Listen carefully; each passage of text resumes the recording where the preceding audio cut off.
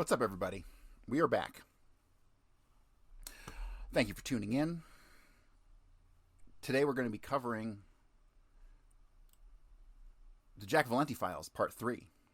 Jack Valenti, as I already discussed, was the shooter on the Grassy Knoll, the quintessential shooter on the Grassy Knoll, seeing as how there were actually 2 shooters on the Grassy Knoll, David Ferry being the first who fired the throat shot against Kennedy. Jack Valenti being the shooter who took off Kennedy's head in Zapruder frame 313. So what we've been doing is we've been going through the Jack Valenti files. We have been covering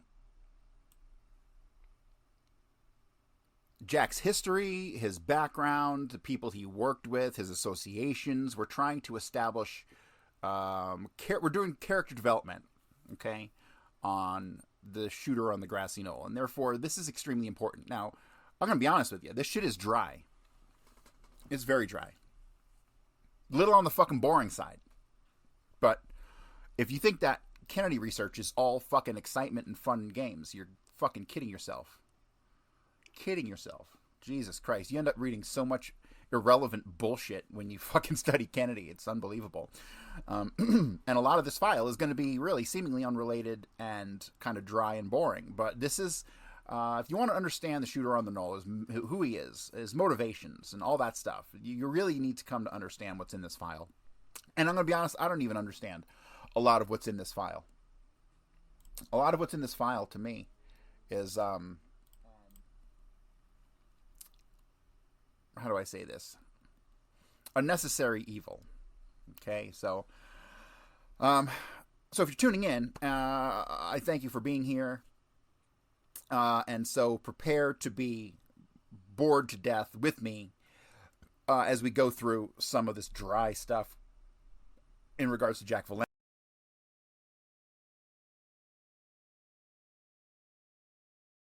I haven't figured out a lot of the redactions because there were just so many people who it could possibly be, whether here at Humble Oil or up when they talk to people who we went to Harvard with. Yeah, so let's see what we can do as far as getting through these documents.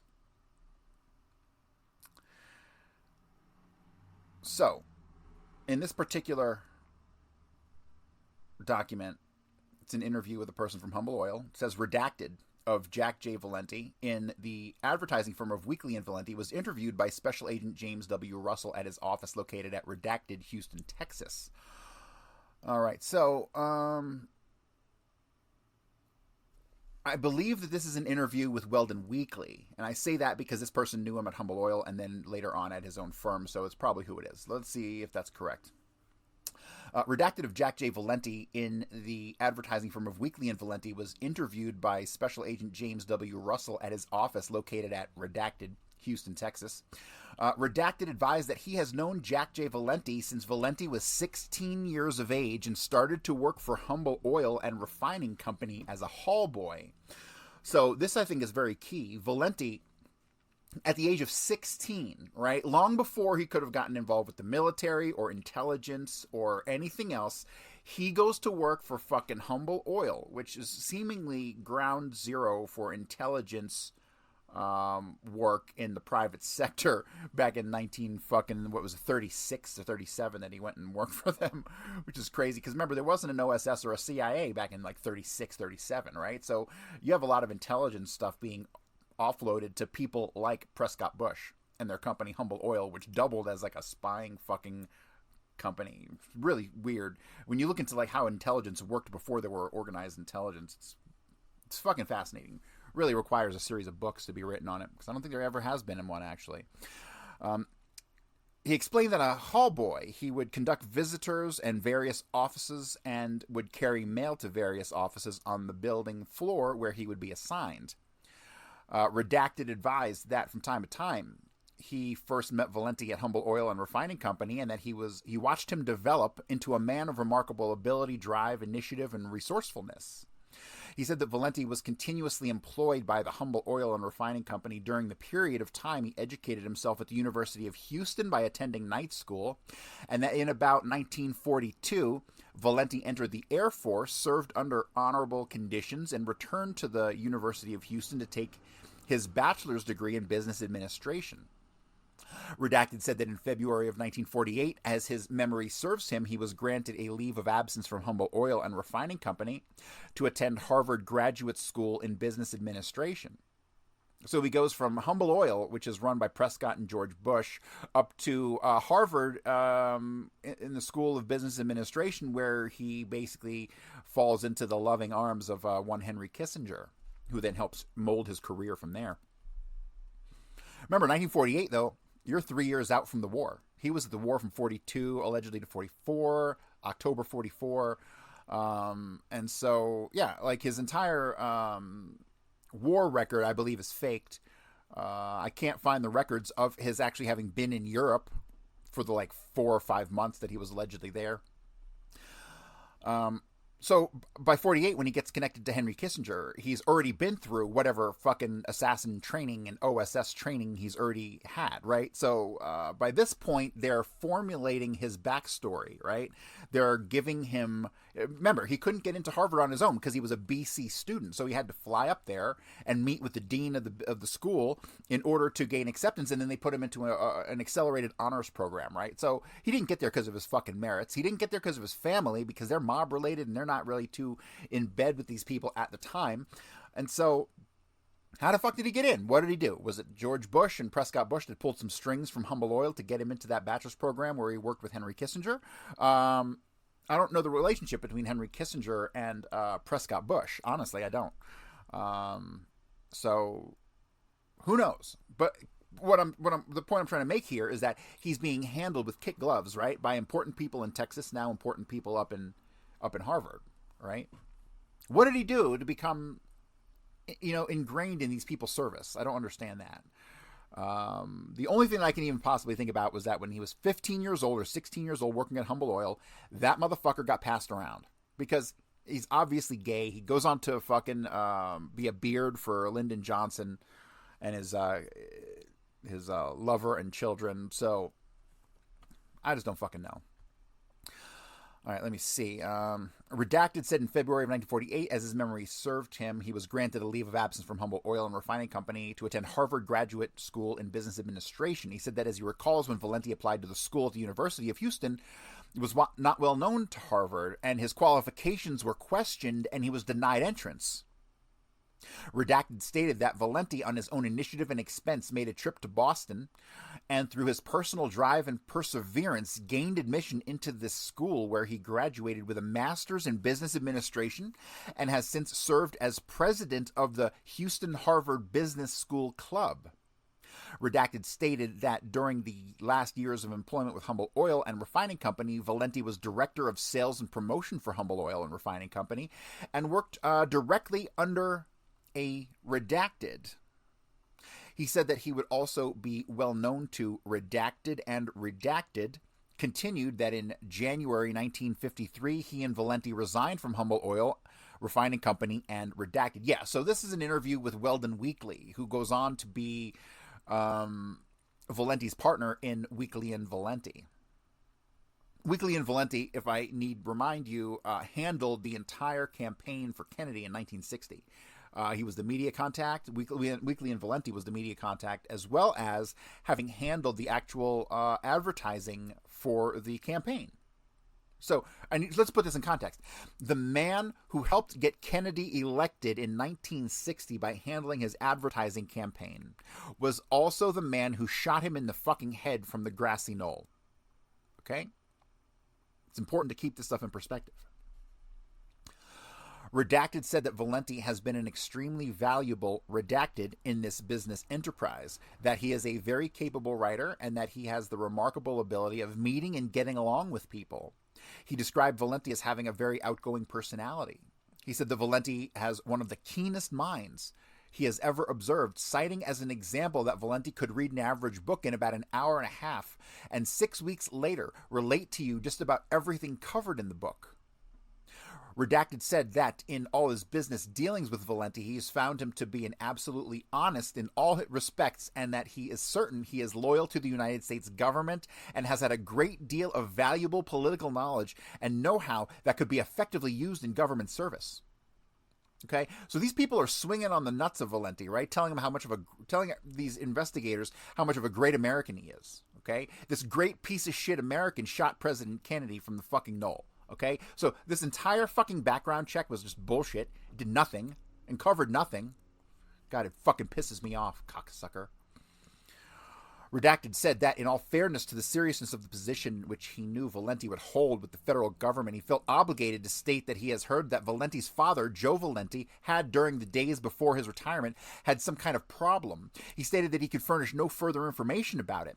He also advised that it was a matter of concern to him, that he is personally aware of the fact that Joe Valenti is a close personal friend of Redacted, who Redacted describes as a well-known Houston gambler and bookmaker. We're probably back to Joe Lucia at this point, and I say that because of the familial connections between the Lucia family, the Valentis, the Caltaguerones, and all these people back in Houston back in the 1940s, which I actually have to pull it up one day, but I do have an article that was published about Joe Lucia's daughter's wedding, where he had Valentis and Caltaguerones and Dinersteins all up in there, right? So every time I read about this family connection to this known Houston gambler and bookmaker, when I look at the time who the head fucking bookmaker and gambler was, it's Joseph Lucia. This is before the time of Joe Savello. And Joe Savello was okay, so how do I say it? It was kind of a Dallas and kind of a Houston mafia, sort of, that were way more prominent until the 1950s, right? And then you have the fucking meeting up in New York, in Appalachia, that gets busted by the feds, right? So you get all these fucking mob bosses up together in a cabin up in upstate New York, and it gets busted by the fucking feds, and that kind of put an end to the Houston Dallas mafia, sort of. What the mafia that was there was really kind of working for other outlets around the country, right? So, but after the Appalachian meeting where Joe Savello gets fucking busted, right? He kind of is removed from prominence because you can't have a guy getting busted by the feds running a fucking family, right? Even though he was like a number 2 or number 3 guy, he was an underboss. He wasn't the boss.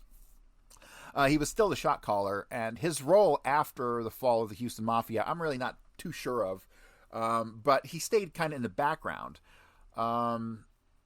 So when you talk about like Joe Lucia running Houston Mafia or bookmaking in Houston, that fell apart after the meeting in Apalachicola, right? Or Appalachia, in upstate New York. And then after that, you get people like Lenny Patrick out of Chicago, who ends up using the alias of Isidore Max Miller to run the books down in Dallas via people like Ralph Paul John and Jack Ruby, right? So, yeah, that's a little brief history on the crumbling of the Houston and Dallas Mafia, which led to these Chicago gangsters like Lenny Patrick stepping in and running the books there. That becomes uncovered in Kennedy research when you get into the research around Marion Meharg, the Marion Meharg files, which most people have never fucking heard of. The Marion Meharg files will lead you to Mildred Click and Dave Yaris, ultimately. So, where the fuck was I? All right, so Redacted said that he does not know what fosters this friendship between Valenti and Redacted. I'm assuming that's Lucia. Notice how short it is too, right? And Lucia, 1-2 Lucia. It's 5 letters. Perfectly fits right there. So it's most likely Lucia. There is no other fucking Houston mob guy whose name is 5 letters or less. So he said that he suspects that they may be in some way related, possibly through Valenti's mother's forebears. Okay, yeah, so that's Josephine DeGeorge, right? So there's not a whole lot of information on the DeGeorges, but the DeGeorges were part of this Houston Mafia.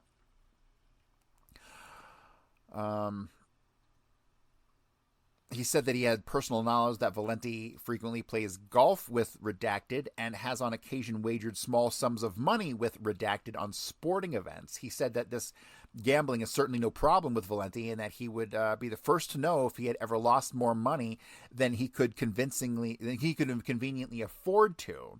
He also advised that he felt certain he would know if Valenti has an acquaintance of associates other than figures in gambling, other than Redacted. He has no such knowledge. Okay, so Um, this is interesting to me. The fact that they even bring up the gambling at all. The fact that the gambling was it was obviously a point of contention for the FBI doing this investigation, right? They obviously asked him about the gambling because that's why he presented this statement. The reason I find the gambling so goddamn fascinating is because it connects to what I believe is an alias of Valenti, who is in some way, shape, or form connected to the Capri down in Havana during the 1950s. And I believe that Valenti was somehow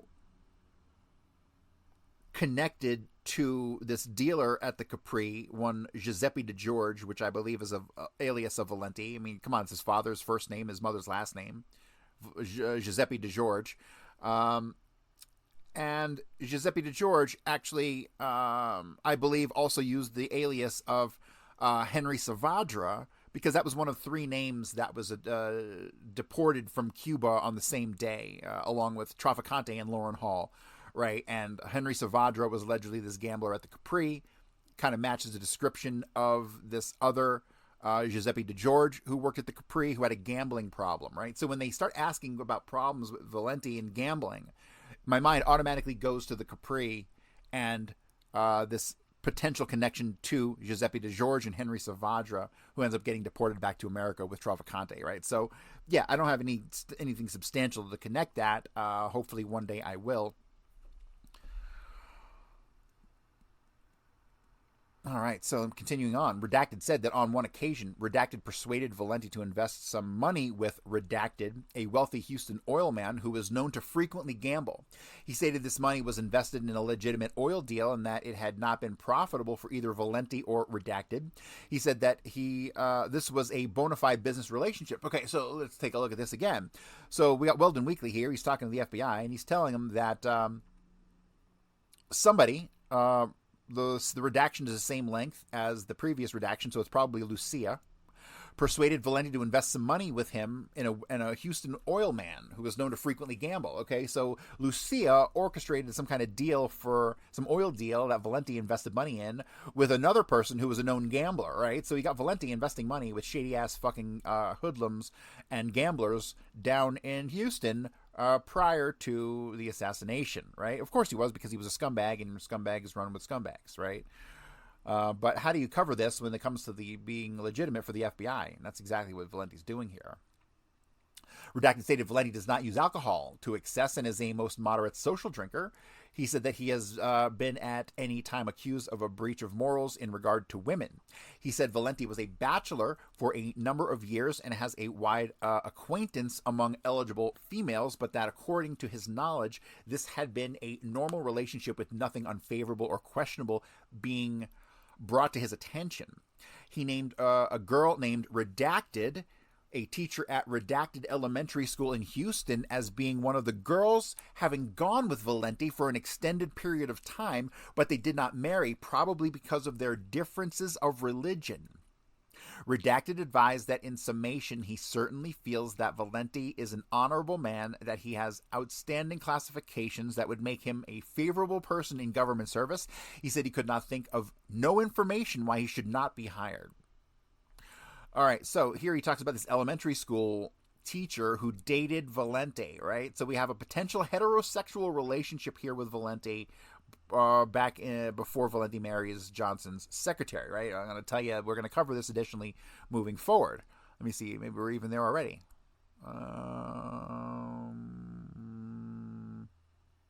No, not yet. But we're going to get to this teacher that dated Valenti later on in this file.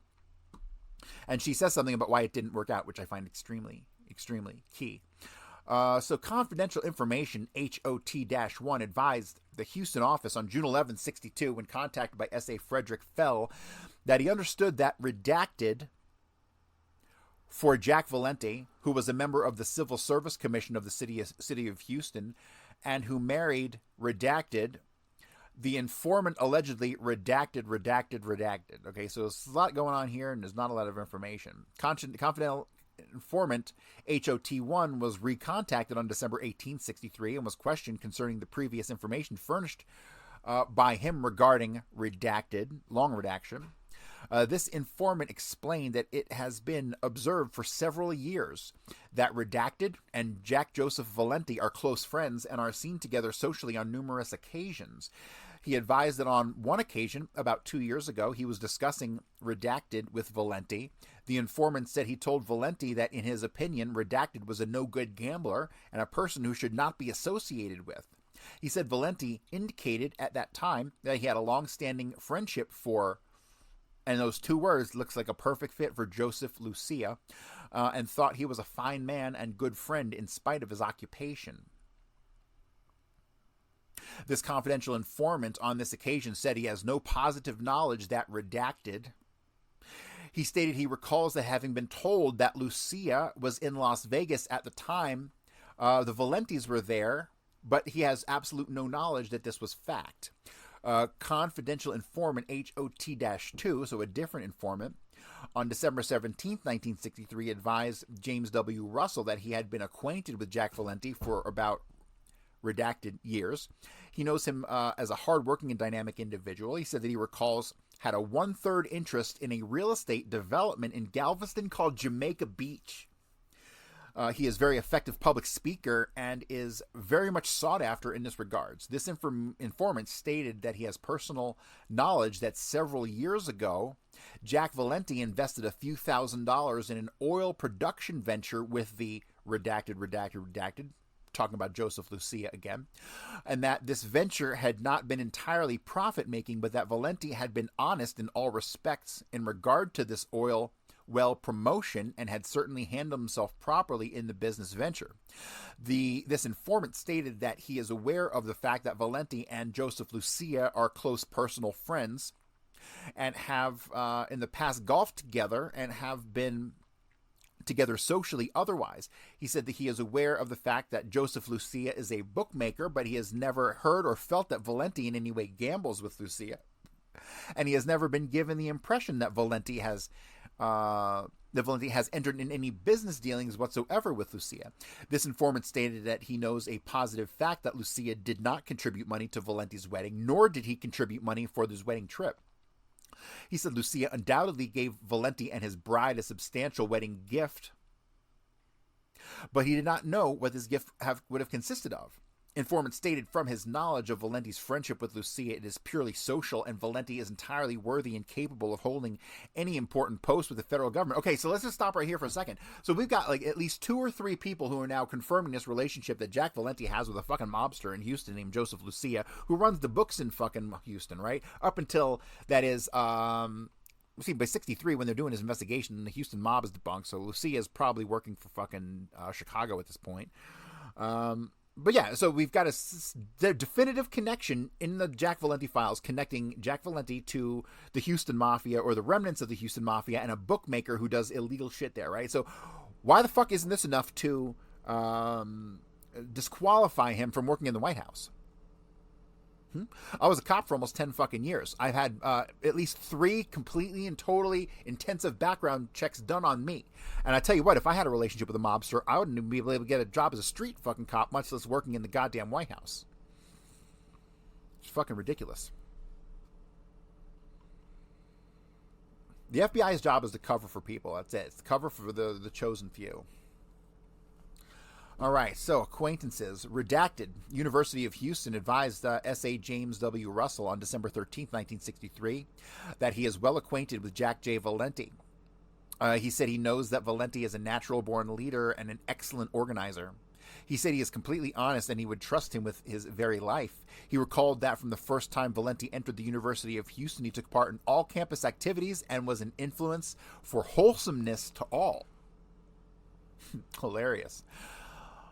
Redacted said Valenti has a very keen mind and is quite creative.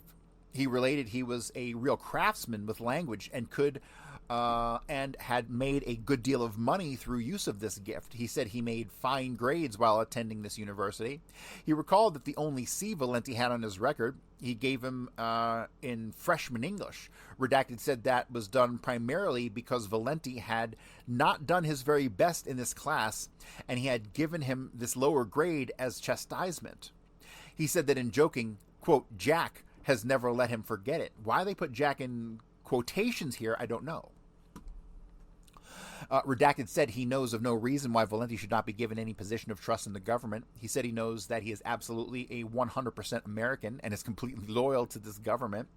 Redacted said he has not met Valenti's family, but seems to recall that his father for years operated a small neighborhood grocery store in Houston. I could find zero information on that. Redacted pointed out that many persons in Houston and at the University of Houston know Jack Valenti, and as a matter of fact, he was made a member of the Board of Regents of the University of Houston effective September 1963. He concluded by saying that he had never heard anything unfavorable about this man. Redacted of University of Houston advised on December 18, 1963, that he is personally acquainted with Jack Joseph Valenti and has known him for about 4 years. He verified that Valenti is presently a member of the 9-member Board of Regents for the University of Houston, that he is an alumnus of the University of Houston and has always been active in student activities. He said Valenti has evidenced quick and penetrating insight into problems presented to the Board of Regents, that he has a realistic approach to these problems. He said that he has an excellent personality and is a natural-born leader, but also has the ability to keep in the background when it is in best taste. He stated he would not fail to recommend Valenti without reservation for any position of trust with the federal government. Feels he is honest, trustworthy, and loyal without question, unless it comes to killing the president, right?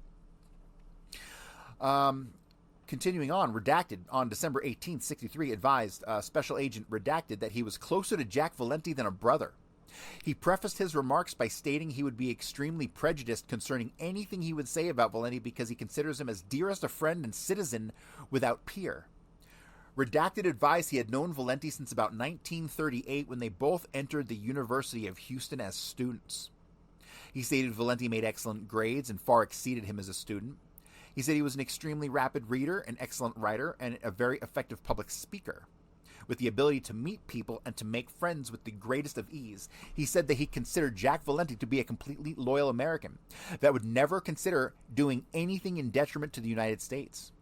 Redacted advised Valenti has an extremely wide circle of acquaintances, both business and social, in Houston, that he has joined Valenti in several investments and business ventures, and Valenti has always been scrupulously honest in all his financial dealings with him. Redacted stated he is aware that Valenti is good friends to one Joseph Lucia, and he is associated with Lucia on social basis, but he says he does not know the basis for or the origin of this friendship. Redacted advised that while Valenti was a bachelor for a number of years, he always dated extremely attractive women, and that his only trouble with his female acquaintances was that, quote, they all wanted to marry him. Hilarious. He said Valenti had told him many times that he did not intend to marry until he was sure it was the real thing. He said when Valenti married in 1962, they had many discussions concerning it, and he is certain that Valenti knew in his own mind that he was very much in love with his intended wife. We're going to comment on that here momentarily. Redacted stated he felt all of Valenti's relationships with the opposite sex were moral in all respects, and he had never heard any criticism of Valenti in this regard. Redacted said he knows of no reason why he should not be considered as a government employee, and he knows he will be exemplary in the performance of any duty assigned to him. All right, so this person is saying that Valenti wanted to marry for the real thing, and that he certainly knew that the one he married, Mary Margaret Wiley, was the one for him. Okay, this is complete bullshit, right? This is total dog shit. Mary Margaret Wiley was the love of Lyndon Johnson's life. Okay, the love of his fucking life. Way more so than his Lady Bird, who the fuck he married for who the fuck knows why. But he was a chronic adulterer, right? But the one person who he actually truly loved, and this was disclosed to friends and confidants, was Mary Margaret Wiley, right? So Jack Valenti, who had actually been fucking Lyndon Johnson or getting fucked by Lyndon Johnson since 1956, okay, now goes on to marry Lyndon Johnson's love of his life about 9 months after she gets pregnant. Give me a fucking break. Give me a break. This is all bullshit cover story. All these guys knew that fucking Valenti was a fag, and fucking they're covering for him. Period.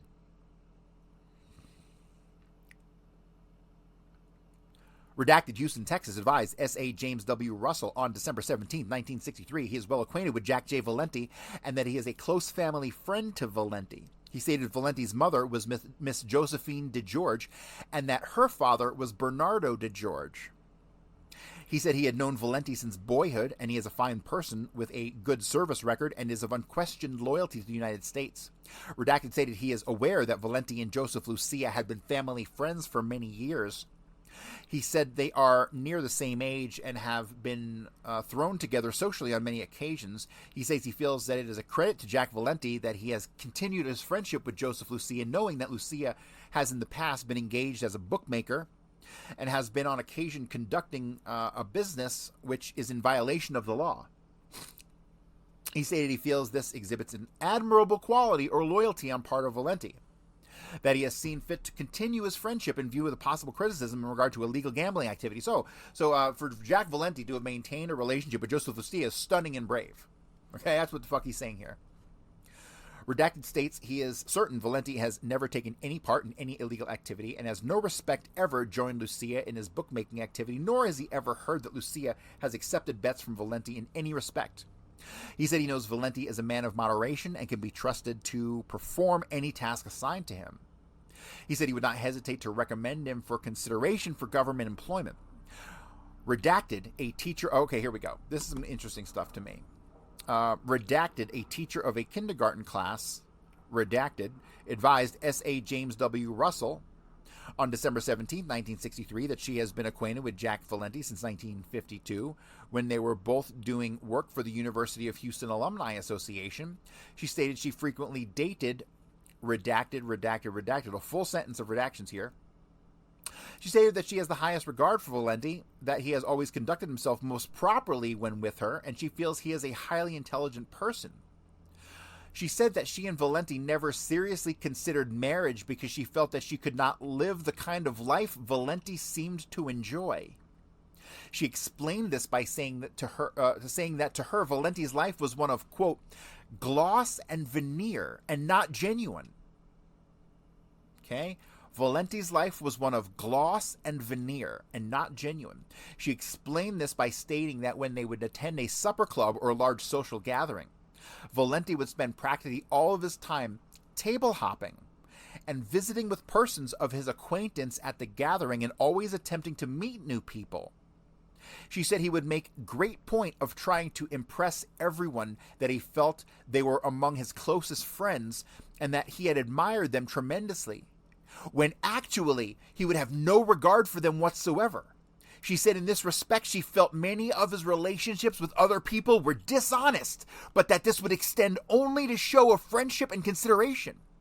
She stated she is certain Valenti would be honest in all respects concerning money and obligation to his government. She said that she is sure he is a loyal citizen. Okay, this is super fucking important. This goes to show the plastic nature of Valenti's character, right? How he could be a total fucking mob, CIA hitman scumbag, yet on the surface, he's a fucking, just got the ultimate shine and veneer, right? Let me fucking reread this paragraph because it's that important. She said that she and Valenti never seriously considered marriage because she felt that she could not live the kind of life Valenti seemed to enjoy. She explained this by stating that to her, Valenti's life was of gloss and veneer and was not genuine. She explained this by stating that when they would attend a supper club or a large social gathering, Valenti would spend practically all of his time table hopping and visiting with persons of his acquaintance at the gathering and always attempting to meet new people. She said he would make a great point of trying to impress everyone that he felt that they were among his closest friends and that he admired them tremendously when actually he would have no regard for them whatsoever. She said in this respect she felt many of his relationships with other people were dishonest, but that this would extend only to his show of friendship and consideration. She stated she is certain Valenti would be honest in all respects concerning money and obligation to his government. She said she is sure he is a loyal citizen. Okay, so he is a fucking lying scumbag is what she's saying. He's purely fake. And the Jack Valenti the world has come to know is not the real Jack Valenti. That's the point that I'm trying to make here based on her fucking statements. Okay? He's not this fucking polished veneer fucking socialite who everyone believes him to be. He was an undercover fucking CIA and mob hitman. Okay? That's the real Jack Valenti. And to the world, he was the head of the Motion Picture Association of America, the man who created the rating system. But in reality, He was the man who shot Kennedy from the Grassy Knoll because he has a long fucking history going back to at least 1942 of covert operations working with the United States government via the Army or the OSS or whoever the fuck was in charge of training hitmen back in World War II. Had to have been the OSS. Had to have been. And if you can connect some of Valenti's aliases back to Jean-Pierre Lafitte, who was one of 2 QJ wins, you can connect them directly to the fucking Nazis. And that I'm still working on because I have a feeling that Lafitte, the OSS, were not necessarily working against the Nazis the entire time. Color me shocked. And Valenti, I believe, played a part in that, but I can't prove that yet.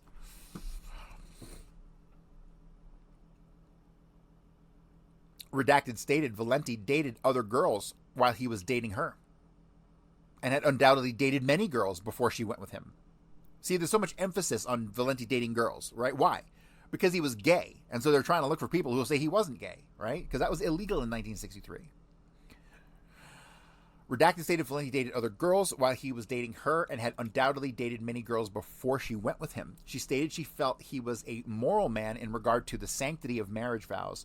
She said she believes she has never seen Jack Valenti so genuinely upset and motivated as he was on one occasion when he had discovered that the wife of one of his very good friends had possibly compromised her marriage relationship with this friend. She said Valenti was very much saddened and amazed that this woman had apparently violated her marriage vows. She said she knows Valenti is honest in this respect and that he did not marry until he knew he was doing the right thing. Yeah, doing the right thing for Lyndon Johnson. Redacted stated she and Valenti have on numerous occasions been in the company of Joseph Lucia and his wife Barbara, socially having attended sporting events with the Lucias and going out to dinner with them. Redacted said in her opinion, Valenti and Lucia are close friends from either boyhood or very young manhood. She said that Valenti has himself told her that Joe Lucia is a bookmaker, together with other employment that he might have. She said that she questioned this activity on Lucia's part, suggesting that Valenti that it was illegal, but he had told her that in spite of the fact that Lucia is a bookmaker, he considers him to be a very fine man who has always been a good friend. She said she was never given the impression that Valenti at any time gambled with Lucia in connection with his bookmaking, and that she is certain that Valenti took no part in any of Lucia's business undertakings, particularly any gambling enterprise Lucia may have operated. She stated Valenti is very moderate in regard to his use of alcoholic beverages, that she herself felt secure with Valenti, that she never saw him inebriated and always knew it would be safe for him to drive her home.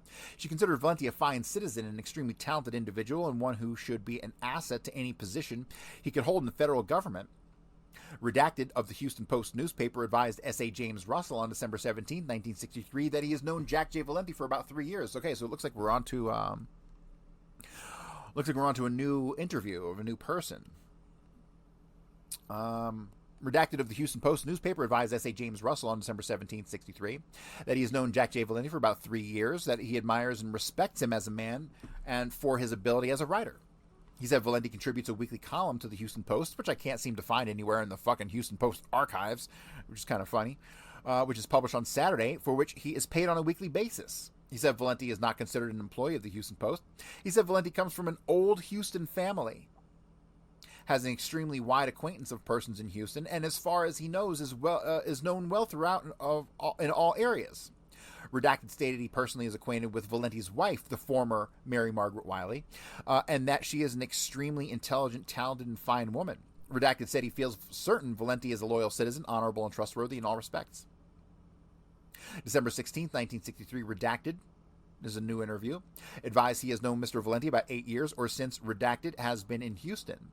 He said he feels Mr. Valenti would be considered a top-notch person from all points of view. He said Mr. Valenti runs a small agency that is apparently very profitable, and he does so apparently very efficiently. He described Mr. Valenti as a very dynamic and capable, and said he knows absolutely nothing unfavorable to him. He knows that Mr. Valenti has handled a goodly number of political campaigns in the past. He said he has mingled socially with Mr. Valenti and in business also, and has the utmost regard for Mr. Valenti. He noted that a John Holder, vice president, Texas National Bank, is apparently a close friend of Mr. Valenti, a John Holder that I actually did my own research on and dug into this bank and all this stuff, and that's the name I came up with. Is apparently close friends with Mr. Valenti. He also noted that Mr. Valenti is a very close friend of Johnny Goyen, Houston City Council member, and is interested with him invested in a real estate development company known as Jamaica Beach, along with some other men. He noted that Mr. Valenti handles Continental Oil Company's account through Clinton E. Frank Incorporated, a Chicago agency. I have noted here Skull and Bones. This Clinton E. Frank Incorporated, a Chicago agency. For some reason, I connected to Skull and Bones. I don't remember why the fuck I did that, though. That's probably in my other set of Valenti notes. Damn it, Corey. Note to self, don't do that again. If you're going to put Skull and fucking Bones in your goddamn notes, you should put an explanation.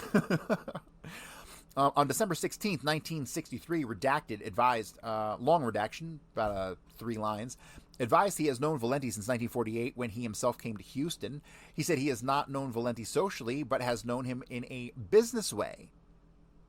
He said from what he knows of Valenti personally and through mutual friends, he said he could say nothing unfavorable to Valenti and said he is certainly an upright citizen. He said he's always admired Valenti's energy. He noted further that he has a high regard for Valenti's business ethics. He said he knows Mr. Weekly, Valenti's partner, better than he knows Valenti, but that they are both good men. He noted that at one time, when he himself was in business for himself, he had discussed with Mr. Valenti a merger of their respective businesses, but that they had never done so.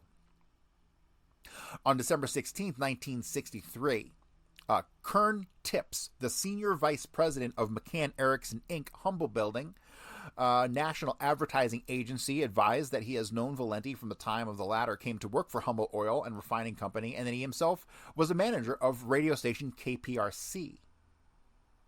He said he has not known Valenti socially or intimately at all and has never been close to him. He said that when they see each other casually, I don't understand what this break here. It says socially or intimately at all and has never been close to him. He said they see each other casually 3 and then cuts down to 3 or 4 times a year. Okay, so let me read off the notes that I had put in here. Louis Cutterer, Mayor Robert S. Bob Webb, District Attorney, AAL Curly Miller, District B. Lee McLemore, District C, Bill T. Swanson, District D, W.H. Jones. Okay, so I wrote out the Houston City Council in 1963 in order to fill in some of these fucking redactions. This is what I did. All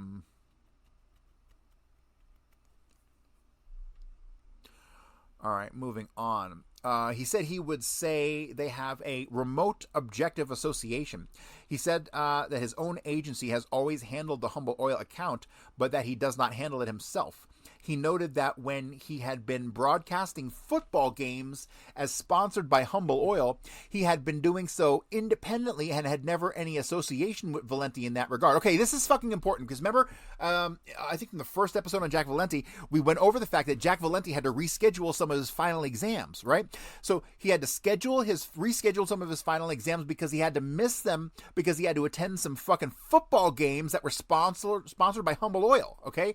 But this is the fucking guy who was actually the one putting on those the sponsorships, right?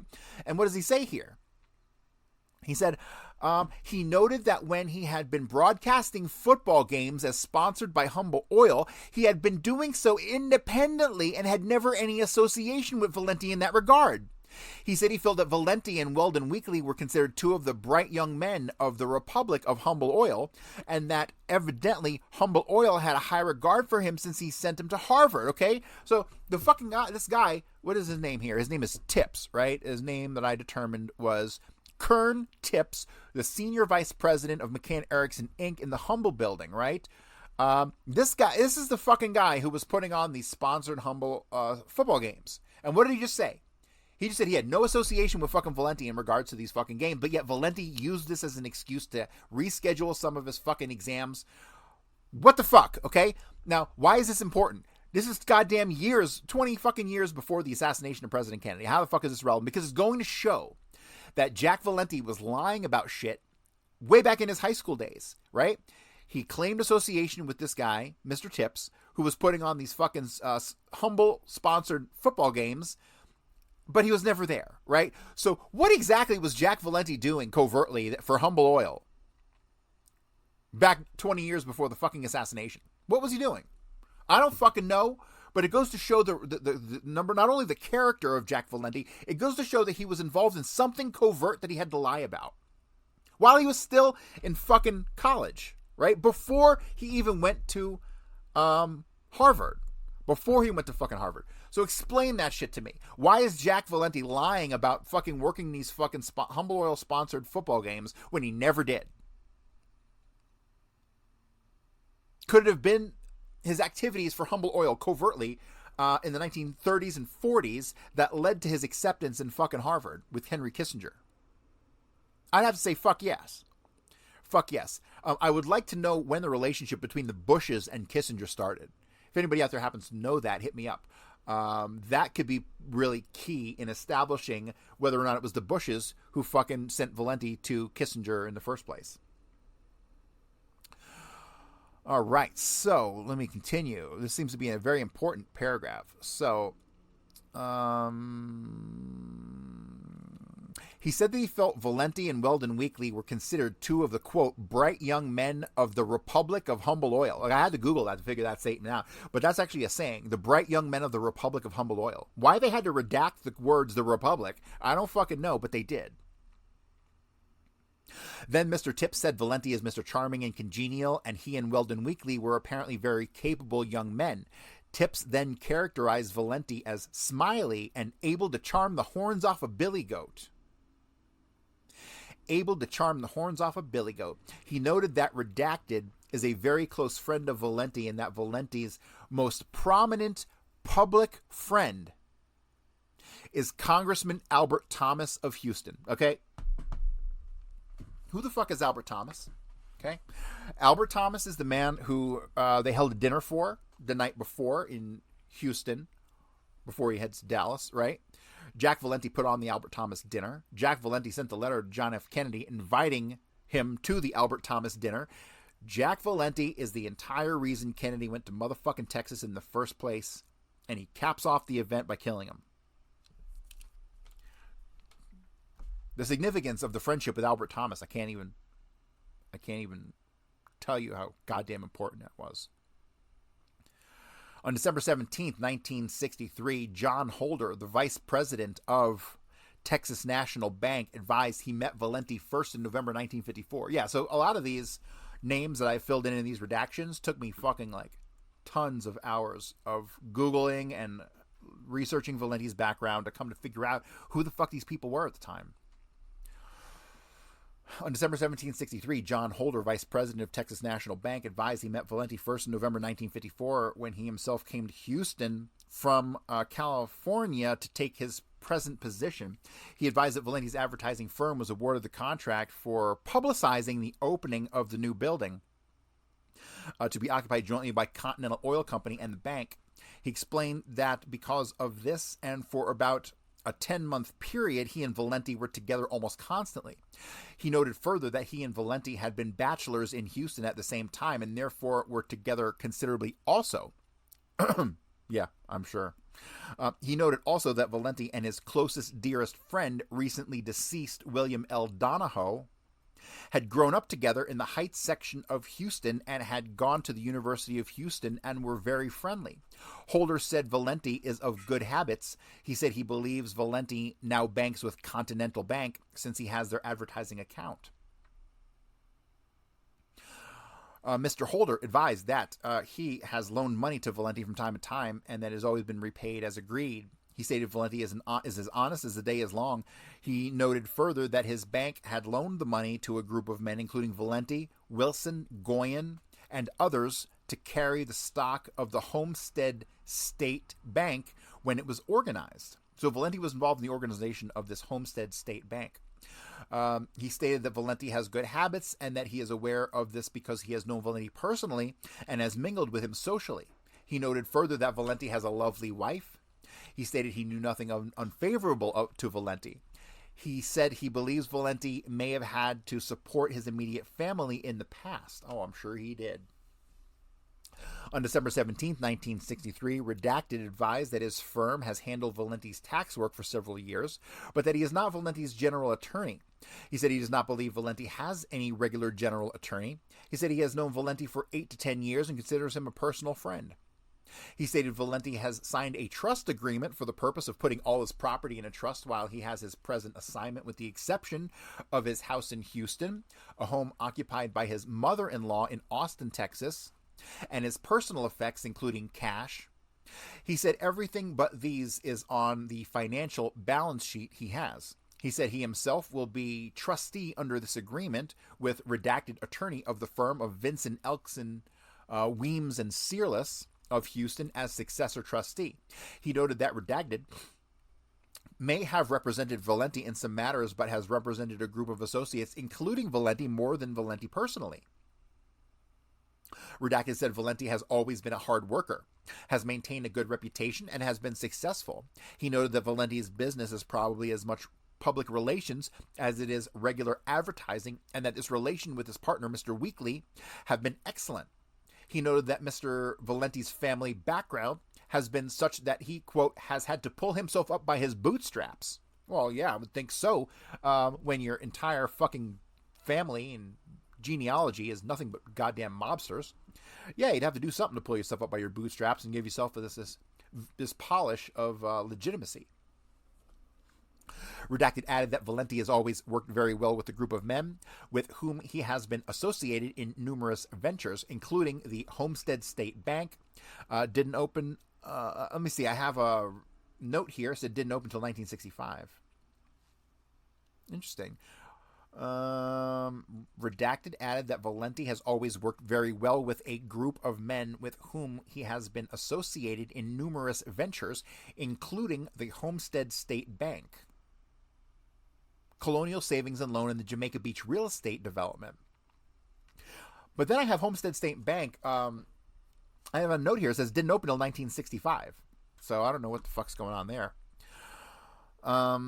Colonial Savings and Loan and the Jamaica Beach real estate. Yeah, the Jamaica Beach real estate deal, I'm telling you, was a smuggling operation. This doesn't make any fucking sense otherwise. There's no need to petition about 30 or 40 fucking homes to be its own fucking city in Texas, which was previously Galveston, right?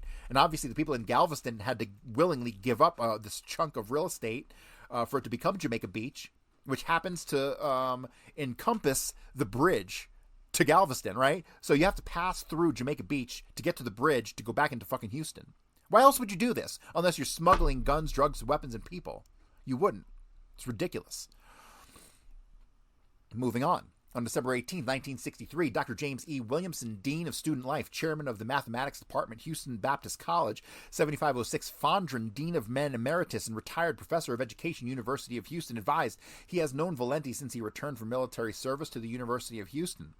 He said Valenti had left the school for service just prior to his coming to the school. Dr. Williamson advised that he himself was a director of student activities at the University of Houston and later became Dean of Men in 1950. I like that position, Dean of Men. We need to bring that title back. With about the same duties. He noted that he had a good deal of contact with Valenti since the latter was president of the student body and made wonderful president of excellent ability, and said Valenti had been, even when young, one of his most capable young men he had ever known. He noted as an example of Valenti's ability the speech he made after returning from Harvard. He said the speech made to the student government banquet was one of the most outstanding speeches he has heard. He said Valenti has always been humble and eager to help the University of Houston students. He noted that Valenti and Redacted had been close in school and had always been pals, probably talking about Weldon Weekly there. He added that Valenti had always dated the nicest girls on the campus and there had never been a breath of scandal about him in regards to that. Okay, so let me just reiterate. Anytime someone has to emphasize how not gay they are, they're gay. All right, that's how that works in every fucking government document you're ever going to read.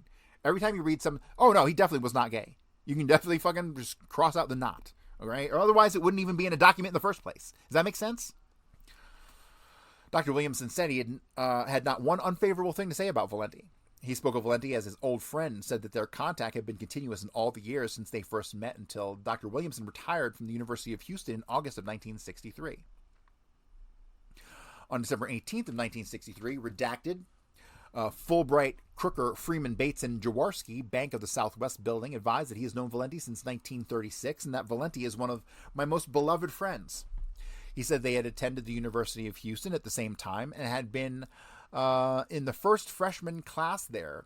He himself in the day school and Valenti in the night school.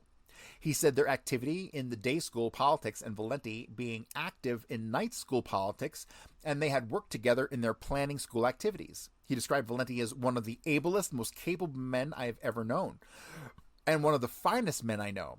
He said he knows absolutely nothing that would be of the faintest fly speck on Valenti's character. I just find it amazing how all these people are like lavishing praise on this cocksucker. And this is the guy who shot the president. All right. So like the ultimate fucking breach of fucking security you could ever possibly imagine was caused by a guy who everybody's swinging on his fucking dick. This goes back to Valenti being fake motherfucker. Like that, like the woman he dated said, right? He was total plastic. Total fucking plastic. Redacted said he has been at innumerable social activities in connection with the university and also had served on the board of governors of the University of Houston, Valenti having been appointed to the smaller 9-man board of regents after the university became state-supported recently. Redacted advised he himself had represented a group of men, including Valenti, in the purchase of a tract of land in the Vossdale area of Houston, but otherwise had never represented Valenti. He noted the leader of this group, whom he represents generally, it's probably Johnny Goyen, who was his good friend who was also involved in this Jamaica Beach. And that's what this is talking about, this purchase of a tract of land in the Vossdale area of Houston. Why would you purchase a tract of land in the Vossdale area of Houston and then purchase land to create Jamaica Beach real estate and the bridge covering to Galveston? It seems like they're almost trying to make a straight patch from Jamaica Beach over the bridge, and as we'll come across later, some of this land connected to the NASA facility is down in Houston, right? So what are they trying to do? They're trying to create a fucking tract of land that is outside the bounds of the law enforcement reach of Houston or Galveston, something that they could probably use their own little Jamaica Beach cops to fucking do some smuggling shit, right? Anybody who wants to come uncover a biggest scandal of the 20th century goes to dig into Jamaica Beach and Jack Valenti's role in fucking smuggling. I guarantee where there's smoke, there is fire. Redacted advised that Redacted of his firm had been asked, probably by Valenti, to brief the law on the conflict of interest statute, and that this had been done and the results furnished. On December 1863, Redacted advised that he has been retired due to ill health for about a year as advertising manager of Redacted in Houston. Let me see if we can fill in that redaction. As advertising manager of Weekly and Valenti, would be too short. Of Humble Oil Processing, and he's probably Humble Oil, right? So he said he's known Valenti personally and through business dealings for about 10 years. He said Valenti is a man of high moral character and responsibility, and that he, quote, couldn't say anything too nice about him. He said Valenti has a very high standing in the business world with excellent ability and personality. He said he has never heard anyone say a bad word about him. He said he knows absolutely nothing unfavorable to Valenti. He noted that Valenti had been a bachelor about Houston for a good many years because he was gay as fuck, and that it is not unusual to hear critical things of a man in this category because he's gay as fuck, but that all during these years he had never heard a bit of criticism of Valenti's morals or behavior, even though he was gay as fuck. All right, so coming up to the next page, miscellaneous. On December 16th, 1963, the records of the Criminal District Clerk's Office, Harris County Courthouse, were reviewed by IC Redacted, and the following information was learned from the records regarding Joe Valenti. He was charged in 3 separate indictments with fraudulently taking, misapplying, and converting to his own use money that came into his possession by virtue of his being deputy assessor and collector of taxes of Harris County, Texas. Indictment number 43843 charges that on or about January 30th, 1937, Joe Valenti was an employee of J.W. Hall, assessor and collector of taxes for Harris County, Texas, did fraudulently take, misapply, and convert to his own use $69.80 in money belonging to J.W. Hall, assessor and collector of taxes for Harris County, Texas, and which said money had therefore to come into custody and possession of Joe Valenti by virtue of his being an employee of J.W. Hall.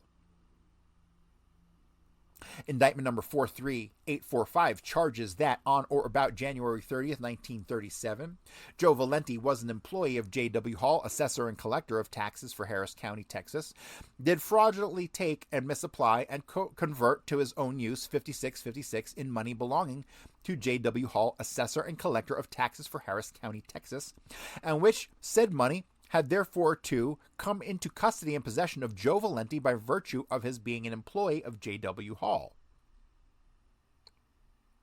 Indictment number 43847 charges that on or about January 18th, 1937. They duplicated the whole paragraph there, so fuck that. With the only difference being it for $58.88. So he's got 3 different charges of embezzling money. And then it says on June 19, 1937, Joe Valenti, 1507 Alamo Street, Houston, Texas, executed a $500 appearance bond on each of the above charges.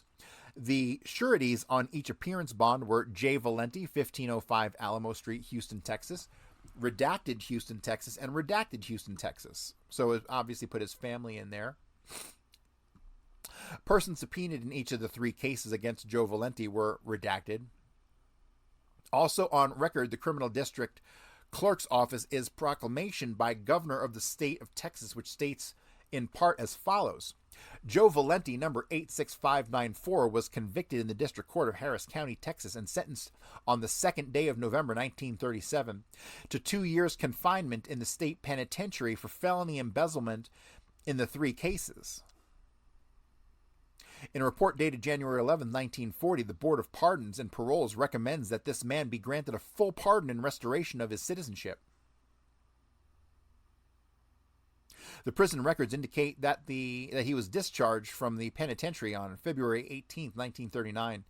He has filed an affidavit dated January 9, 1940, in which states that since his discharge from prison, he has been a law-abiding citizen. Sheriff Hall, Judge King, and Judge Boyd, Harris County, recommend a restoration of citizenship, stating that since his release, he has been pursuing a course of proper conduct. Because of the recommendation of the Board of Pardons and Paroles, I.W. Lee O'Daniel, governor of the state of Texas, do hereby grant Joe Valenti a full pardon and restoration of citizenship, including competency to testify in any and all courts, together with full rights of suffrage and benefits and obligations attend herewith. Signed by W.L. O'Daniel, January 15th, 1940. All right, so look what the fuck's going on here. Remember, we have in the episode number 1 on Jack Valenti, we went over the list of criminal cases that the FBI had against Joe Valenti, his father, right? When included like fucking treason and faking citizenship. And the faking citizenship part is the thing that really is drawn into question here. Here, Joe Valenti gets convicted of this crime. His citizenship is obviously pulled temporarily. I didn't know they could fucking do that if you're an American citizen. Like, I'm born in America. I don't give a fuck if I murder you. You can't pull my American citizenship, okay? So, to me, this kind of demonstrates some verification that the citizenship he was not an American citizen, that he was granted American citizenship that was then taken back from him because of this criminal incident, but then because of the pardon by the sheriff and the fucking judge and the goddamn governor, he's given his citizenship back, right? So you're never stripped of your citizenship if you're born in America. Period. I don't give a fuck. So, yeah, to me, this is just more evidence that gives some credence to the FBI's case files on him, right? On December 17th, 1963, redacted City Secretary of the City of Houston 206 City Hall advised that Jack Valenti was appointed to the Civil Service Commission on June 30th, 1954, to fill the unexpired term of one redacted, which expired January 2nd, 1955, and evidently he was not reappointed. She said he was appointed to by Mayor Roy Hofheinz. She said she has no personal knowledge of Valenti. She said her records indicate also that Valenti was appointed first on the library board by Mayor Hofheinz in June 24th, 1953 to fill a vacancy, and was reappointed on February 2nd, 1954, and was reappointed to the library board by Mayor Louis Cutrer on March 19th, 1958. He was appointed to the Houston Crime Commission on February 7th, 1961 by Mayor Cutcher and reappointed by him on December 4th, 1962 for a 2-year term. Okay, so one thing I don't fucking get at all is like when you start to study people like Jack Valenti, you come to find that every single guy in one of these fucks is on like 50 fucking boards of directors, 20 fucking crime commissions, 36 motherfucking library boards. It's like, how the fuck do any of these pieces of shit have time to do their fucking job when they're sitting on literally 50 fucking boards of directors and all these other different commissions? It's unfucking real. When you dig into Jack Valenti, you find he was on the board of directors of TWA, the fucking Recording Industry Association of America. You fucking name it, the YMCA, just like his former brother-in-law, Vincent Calderon Jr., who sat on the scuba, the board of the YMCA scuba division. So how the fuck do all these people get on? This is where conspiracy takes place, right? And you know, if anyone knows me and my work, you know I hate to talk about conspiracy because conspiracy is just fucking reality, okay? There's no point in talking about conspiracy because it's real fucking history, okay? That's why I get pissed off about this conspiracy shit. But if ever there was a place that conspiracies took place, it's in these fucking commissions and these fucking boardrooms and these fucking behind the scenes where these people who are illegitimately meeting have a legitimate reason to meet, right? Like sitting on the board of directors for the YMCA scuba division. Right? What can you do there?